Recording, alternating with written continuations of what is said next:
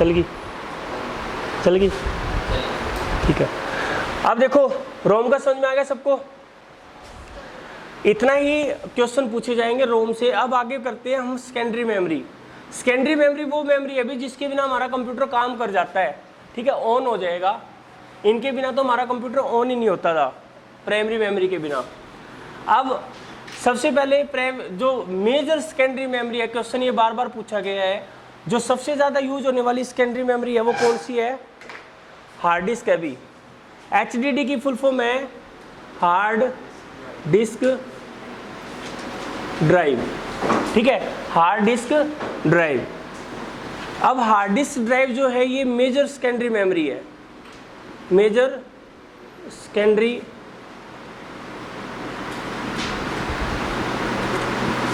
Spelling ठीक कर लेना भी, मेरी ऐसी स्पेलिंग चलती है, ठीक है।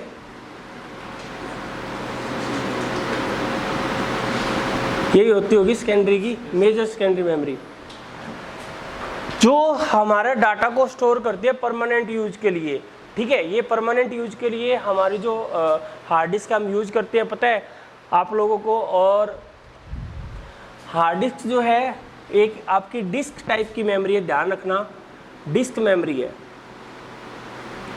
कौन सी मेमोरी है? डिस्क मेमोरी है, ठीक है। इसकी वर्किंग हम जब डिस्क और सेमीकंडक्टर मेमोरी पढ़ेंगे तो मैं आपको बताऊंगा। फिर सीडी की फुल फॉर्म है कॉम्पैक्ट डिस्क, बहुत बार पूछी गई है भी कॉम्पैक्ट डिस्क। इसमें जो स्टोरेज कैपेसिटी होती है वो 700 MB की होती है। कितने MB की? 700 MB की, ठीक है। इसके अलावा मार्केट में जब आप सीडी लेने जाओगे तो आपको इस तरीके की सीडी मिलती है, CDR, CDRW, CD-ROM। अब लास्ट में ये क्वेश्चन पूछा गया था CDR में R का मतलब क्या है? नहीं, R का मतलब केवल, ये रोम का तो रीड ओनली मेमोरी होता है। देखो जब हम ब्लैंक सीडी लाते हैं ना मार्केट से, जब हम ब्लैंक सीडी लेकर के आते हैं उसके ऊपर लिखा होता है R। R का मतलब होता है रिकॉर्डेबल। R का मतलब क्या होता है? रिकॉर्डेबल, ठीक है। RW का मतलब होता है रीराइटेबल, और रोम का मतलब होता है रीड ओनली मेमोरी।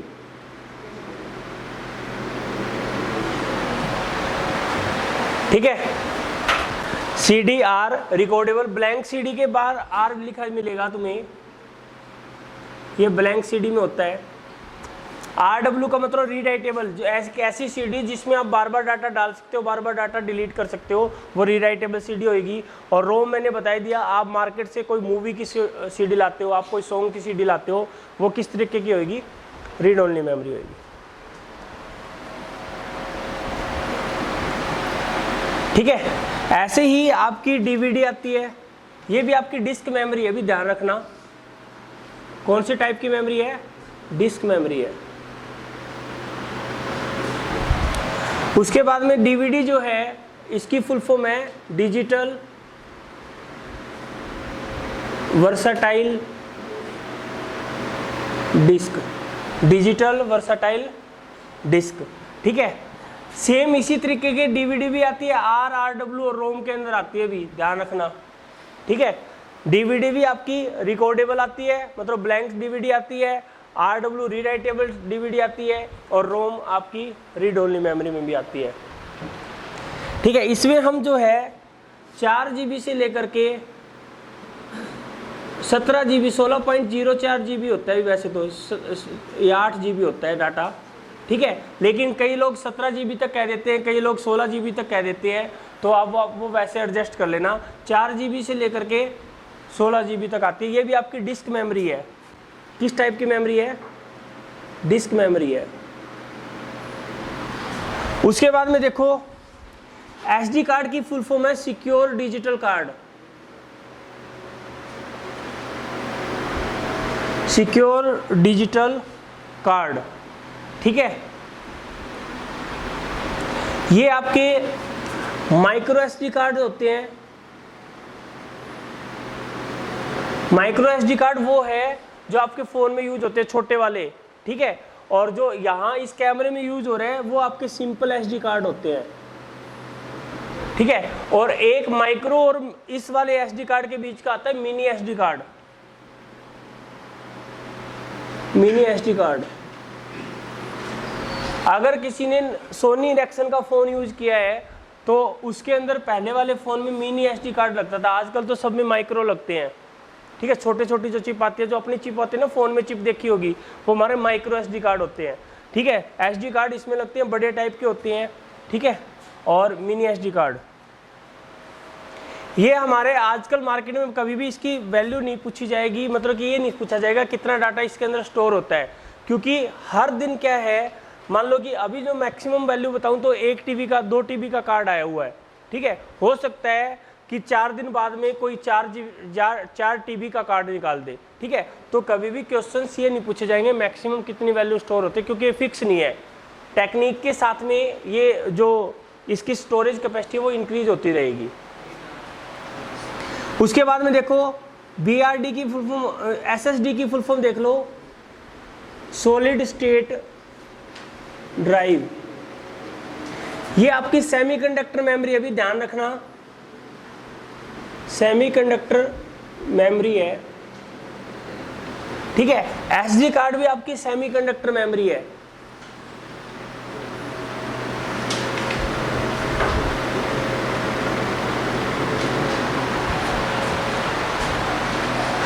अब इसके साथ एक और चीज लिख लो, सॉलिड स्टेट ड्राइव है ना, जो हमारी SSD है। आजकल SSD जो है हार्ड डिस्क की जगह यूज की जाती है। किसकी जगह यूज की जाती है? हार्ड डिस्क की जगह।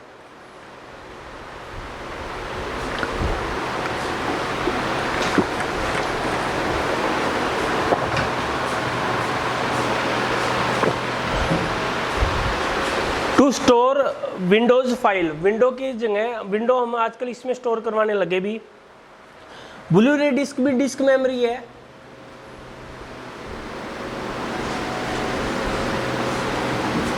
और ये 25 से लेकर के 25 GB से लेकर के 50 GB तक आपका डाटा को स्टोर करती है। 25 to 50 GB तक का डाटा आप ब्लू रे डिस्क में स्टोर कर सकते हो। ठीक है, फ्लॉपी जो है वो ये भी आपकी डिस्क मेमोरी है।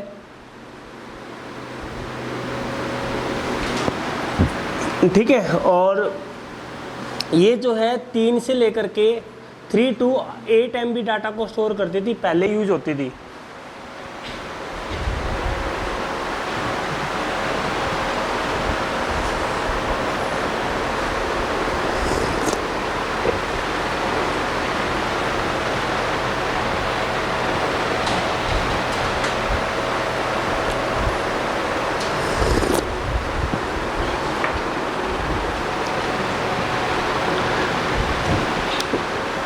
लिख लिया। अब देखो, अब ये देखते हैं भी डिस्क मेमोरी, मैंने हर एक के सामने लिखा है डिस्क मेमोरी, ये सेमीकंडक्टर मेमोरी है। अब देख लेते हैं डिस्क मेमोरी और सेमीकंडक्टर मेमोरी कौन सी होती है। देखो, जो राउंड इन शेप होती है ना मेमोरी, ठीक है, राउंड इन शेप होती है, जो डिस्क की शेप में होती है, इसको हम बोलते हैं क्या? Disk memory. और जो स्मॉल इन साइज होती है, स्मॉल इन साइज मतलब लाइक ए चिप फॉर्म में जो होती है, वो हमारी कौन सी होती है? सेमीकंडक्टर मेमोरी होती है। कौन सी होती है? सेमीकंडक्टर मेमोरी होती है।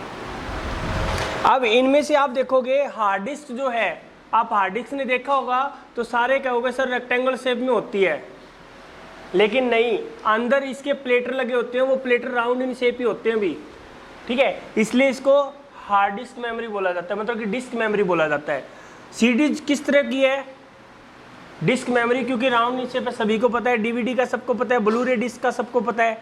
ठीक है, ये आपकी सारी की सारी क्या है? डिस्क मेमोरी है।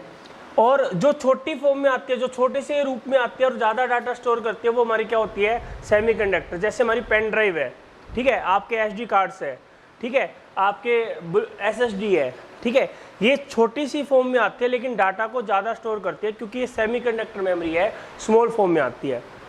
ठीक है, अगर दोनों में मैं कंपैरिजन करूं तो आप एक चीज़ ध्यान रखोगे, जो स्पीड में स्लो होती है ये, ठीक है, स्लो इन स्पीड होती है, प्लस में डाटा स्टोरेज कैपेसिटी लेस होती है as compare to semiconductor memory, ठीक है, और चीप पर होती है, मतलब कि सस्ती होती है, क्योंकि अगर फैसिलिटी नहीं है, अगर कुछ मतलब कि विशेषता नहीं है, तो ऑब्वियस सी बात है सस्ती होगी as compare to semiconductor memory, ठीक है। और लार्ज इन साइज, साइज में क्या होती है, बड़ी होती है। क्लियर है। ये जो मेमोरी है स्मॉल इन साइज होती है, ग्रेटर मेमोरी कैपेसिटी होती है, ज़्यादा मेमोरी कैपेसिटी होती है, ठीक है, और थोड़ी सी कॉस्टली भी होती है, और जो ट्रांसफ़र स्पीड है वो काफ़ी इसकी हाई होती है, ठीक है। अब देखो इसके अंदर जो होता है, एक चीज़ और नोट कर लेना, डिस्क मेमोरी में सीक्वेंशियल एक्सेस होता है। क्या होता है? Sequential access of data. और इसमें जो है रैंडम एक्सेस ऑफ डाटा होता है, रैंडम एक्सेस ऑफ डाटा। इसलिए रैम को रैंडम एक्सेस मेमोरी बोला जाता है, क्योंकि पहली ऐसी मेमोरी थी जो सेमीकंडक्टर मेमोरी बनाएगी, और जो कंप्यूटर में यूज हुई वो कौन सी थी? रैम थी। इसलिए रैम का नाम रैंडम एक्सेस मेमोरी पड़ा भी, ठीक है। रैम का नाम रैंडम एक्सेस मेमोरी क्यों पड़ा? क्योंकि रैंडम डाटा एक्सेस होता है। अब रैंडम और सीक्वेंस का क्या मतलब वो समझ लो। देखो जितनी भी हमारी डिस्क मेमोरी होती है उसमें डाटा कैसे स्टोर किया जाता है? सारा का सारा डाटा ऐसे ट्रैक बने होते हैं, उनके अंदर क्या बने होते हैं? ट्रैक्स। अब ये जो ट्रैक है ये डिवाइड होते हैं किसमें? सेक्टर्स के अंदर। किसके अंदर डिवाइड होते हैं?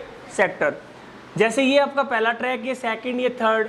अब पहले ट्रैक का पहला sector, second sector, third sector, fourth sector, ठीक है। उसके बाद में ये आपका पहला sector, second sector, third sector और फोर्थ सेक्टर। इसी तरीके से ये पहला sector, second sector, third sector और फोर्थ सेक्टर।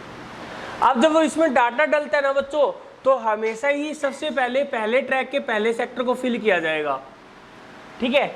उसके बाद में दूसरे सेक्टर को फिल किया जाएगा, तीसरे सेक्टर को। इस तरीके से सीक्वेंस में डाटा डलता है, ठीक है। वहीं पर जो सेमीकंडक्टर मेमोरी है, यहाँ पर मेमोरी ब्लॉक होते हैं। मान लीजिए यहाँ पर 4 ब्लॉक बने हुए हैं, 0, 1, 2, 3, ठीक है। तो जरूरी नहीं सबसे पहले यहाँ पर डाटा डलेगा। कंप्यूटर की जो मर्जी उस ब्लॉक में डाटा डलवा सकता है। हो सकता है पहले सेकंड को फिल किया जाए, फिर थर्ड को फिल किया जाए, इस तरीके से। इसलिए इसको रैंडम एक्सेस मेमोरी बोला जाता है। क्लियर है? सीक्वेंशियल एक्सेस और रैंडम का समझ में आ गया, ठीक है। अब बात करते हैं कि ये स्लो क्यों होती है डाटा। देखो आप एक क्या करो, सीडी लो, सीडी में से 700 MB डाटा कॉपी करो। एक आप पेन ड्राइव लो, पेन ड्राइव में से 700 MB डाटा कॉपी करो। आप देखोगे सीडी जो है डाटा कॉपी करने में लगभग आपका 4 से 5 मिनट ले लेती है 700 MB डाटा कॉपी करने में। और वहीं पर पेन ड्राइव जो है आपकी, वो आपकी 30 से 40 सेकंड में डाटा को कॉपी कर देती है। उसके पीछे रीजन क्या होता है? देखो जितने भी हमारी डिस्क मेमोरी है, अब मैं डिस्क मेमोरी ब्रैकेट में लिख देता हूँ, CD, DVD, BRD, आपकी और कौन सी है, हार्ड डिस्क, HDD और फ्लॉपी, ठीक है। ये सारी की सारी हमारी डिस्क मेमोरी है। इसके अंदर ये स्लो क्यों होती है? देखो इसके पीछे रीजन होता है बच्चों। हम एक CD का एग्जांपल लेंगे। CD ड्राइव सबने देखा है। यहाँ पर हम क्या करते हैं, CD डाल देते हैं और वो CD अंदर चली जाती है, ठीक है। फिर आपने देखा होगा जब ये CD अंदर पहुँचती है ना, यहाँ पर जो ये वाला जो होल होता है, इसमें एक मोटर लगती है, that is called spindle motor. Spindle motor. अब इस मोटर का काम क्या होता है? ये ना CD को घुमाती है बहुत तेज, ठीक है। जब भी आपने देखा हो, जब भी CD अंदर जाती है वाइब्रेशन होती है, क्योंकि वो CD घूम रही होती है। अब यहाँ पर क्या होता है, आपके यहाँ पर रीड और राइट हेड लगे होते हैं, मतलब कि जो रीड करेंगे डाटा को, मतलब कि डाटा को डलवाएंगे या फिर डाटा को इसमें से निकालेंगे, रीड करेंगे, ठीक है। वो जो हेड है वो आगे पीछे तो फॉरवर्ड हो सकते हैं, ऐसे तो चल सकते हैं, इधर उधर नहीं जा सकते। मतलब कि कहने का मतलब इसी पट्टी पर आगे पीछे हो सकते हैं वो। अब मान लो कि मुझे एक डाटा कॉपी करना है यहाँ से, वो डाटा जो है यहाँ पर स्टोर किया गया है, ठीक है। अब डाटा निकालेगा कौन? रीड और राइट हेड। लेकिन डाटा है कहाँ पर? यहाँ पर। अब क्या करेगा कि ये जो रीड और राइट हेड है वो वेट करेगा कब तक? जब तक वो डाटा घूम करके कहाँ ना आ जाए, आपका इसके नीचे ना आ जाए। और जब तक ये डाटा का पार्ट, ये वाला पोर्शन जो है यहाँ पर रहेगा, तब तक वो डाटा को निकालेगा। फिर इसको घुमा करके ये डाटा वापस बाहर चला जाएगा और ये फिर वेट करेगा वापस यहाँ पर आने की। बात आ रही है समझ में? ठीक है, तो इसी तरीके से ये केवल डाटा कब तक निकाल पा रहा है, जब तक ये वाला हिस्सा यहाँ पर है। जैसे ये पास आउट होता है या फिर पास आउट होने के बाद ये वेट करने लग जाता है। ठीक है, जो ये वेट करता है ना, इसको हम बोलते हैं सीक टाइम। ठीक है, ये बहुत तेज घुमाता है वैसे तो, मतलब कि घुमाता तो बहुत तेज है, लेकिन फिर भी इसको तो वेट करना पड़ेगा ना कुछ मिली सेकेंड तक। तो हमेशा ही ये डाटा ना एक साथ नहीं निकालता, ये थोड़ी थोड़ी देर में, मतलब कि ऐसे जैसे टपके नहीं गिरते। एक तो आप सीधे नलकी से पानी निकाल लो, एक टपक टपक टपक टपक ऐसे डाटा आए, तो इसलिए ये सीक टाइम बहुत ज़्यादा होता है। हर एक टाइप की डिस्क मेमोरी के अंदर ये सीक टाइम होता है, चाहे वो आप सीडी की बात करो, चाहे आप डीवीडी की बात करो, चाहे आप ब्लूरे डिस्क की बात करो, चाहे आप हार्ड डिस्क की बात करो। ठीक है, तो इसलिए ये जो मेमोरी है ना, सेमीकंडक्टर मेमोरी, ये स्लो स्पीड होती है। ठीक है, जिसकी स्पीड स्लो होती है, मतलब कि इसीलिए ये आप देखोगे हार्ड डिस्क से जब हम डाटा कॉपी करते हैं और आप पेन ड्राइव से डाटा कॉपी करते हो, दिन रात का अंतर मिलता है। क्यों? क्योंकि जो आपकी सेमीकंडक्टर मेमोरी है उसमें तो क्या करेंगे, उसका हाथ पकड़ेंगे डाटा का और सारा का सारा एक बार में निकाल लाएंगे। उसको वेटिंग टाइम नहीं करना, किसी भी चीज़ का वेट नहीं करना। हमने जैसे इंस्ट्रक्शन दी, पूरा का पूरा डाटा जो है एज इट इज कॉपी हो जाता है, लेकिन यहाँ पर उसको वेट करना पड़ता है। क्लियर है? केवल इसी कारण इसकी स्पीड स्लो होती है। ठीक है, इसमें जो है जो मेमोरी कैपेसिटी है वो कम होती है। ठीक है, और साथ में ये थोड़ी सी चीप होती है क्योंकि इसकी इतनी अच्छी फंक्शनैलिटी नहीं है। इसके फंक्शन ज़्यादा अच्छे हैं तो ये महंगी है थोड़ी सी। ठीक है, ज़्यादा डाटा को स्टोर करते हैं, स्पीड थोड़ी हाई होती है।